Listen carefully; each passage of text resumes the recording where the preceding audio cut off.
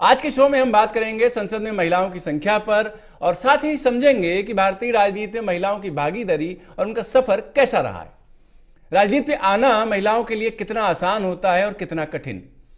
देश के अंदर महिलाओं के उत्थान को लेकर बड़ी लंबी चौड़ी बहस होती है, पर क्या महिलाओं को देश की आजादी के इतने साल बाद भी बराबरी का हक हकीकत में मिला है? अक्सर हम ये सवाल पूछते हैं। देश की संसद में अक्सर इस बात पर चर्चा भी होती है कि देश की आजादी के इतने साल बीतने के बाद क्या महिलाएं पुरुषों के बराबर खड़ी हो पाई हैं? बहुत से क्षेत्रों में महिलाओं ने झंडे गाड़े, राजनीति भी इन्हीं में से एक है। अभी हम बात करते हैं भारत की संसद में महिलाओं के प्रवेश की। देश की पहली संसद 1952 में 24 महिला बतौर सांसद चुनकर आई थी। आइए देखें यह रिपोर्ट देश के संसदीय इतिहास के शुरुआती दौर की महिलाओं के बारे में।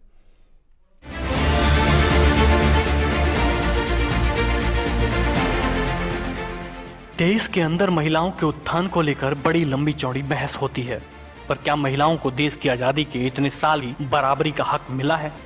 अक्सर हम ये सवाल पूछते हैं। देश की संसद में अक्सर इस बात पर चर्चा होती है कि देश की आजादी के इतने साल बीतने के बाद क्या महिलाएं पुरुषों के बराबर खड़ी हुई हैं?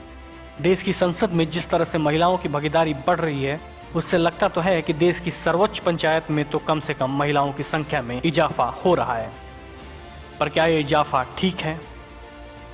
आजादी के इतने वर्षों बाद भी संसद में महिलाओं की संख्या अभी भी बहुत कम है। 1952 में देश की पहली लोकसभा शुरू हुई थी।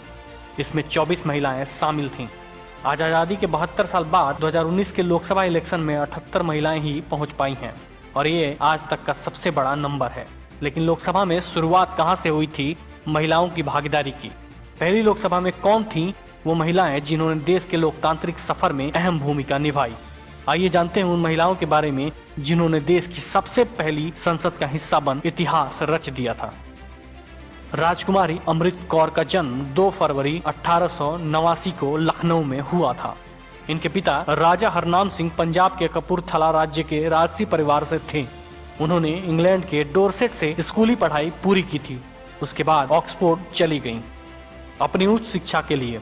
वापस आई तो देश का माहौल देखा। पिता हरनाम सिंह से मिलने उस समय के बड़े लीडर आते रहते थे, जैसे गोपाल कृष्ण गोखले इनके पिता के करीबी थे। 1919 में जब जालियांवाला बाग हत्याकांड हुआ, उसके बाद राजकुमारी अमृत कौर ने ठान लिया कि पॉलिटिक्स में आकर रहेंगी। फिर कांग्रेस के साथ जुड़कर काम करने लगी। दांडी मार्च और भारत छोड़ो आंदोलन में भाग लेने की वजह से जेल भी गईं। देश की पहली संसद में इनकी सीट थी मंडी, जो हिमाचल प्रदेश में पड़ती है। कांग्रेस पार्टी के टिकट पर जीत कर आई थी राजकुमारी। दिल्ली में स्थित एम्स को शुरू करने में उनकी महत्वपूर्ण भूमिका रही। विजय लक्ष्मी का जन्म 18 अगस्त 1900 को मोतीलाल नेहरू के यहाँ हुआ था। विजय लक्ष्मी देश के पूर्व प्रधानमंत्री जवाहरलाल नेहरू की बहन थी। विजय लक्ष्मी ने 1921 में काठियावाड़ के प्रसिद्ध वकील रणजीत सीताराम पंडित से विवाह कर लिया था। गांधी जी से प्रभावित होकर उन्होंने भी आजादी के लिए आंदोलनों में भाग लेना आरंभ कर दिया। वह हर आंदोलन में आगे रहती, जेल जाती, रिहा होती और फिर आंदोलन में जुट जाती। उनके पति को भारत की स्वतंत्रता के लिए किए जा रहे आंदोलनों का समर्थन करने के आरोप में गिरफ्तार करके लखनऊ की जेल में डाला गया, जहां उनका निधन हो गया। विजय लक्ष्मी पंडित 1952 में देश के पहले लोकसभा चुनाव में सांसद चुनी गई थी। Bureau report, parliamentary business.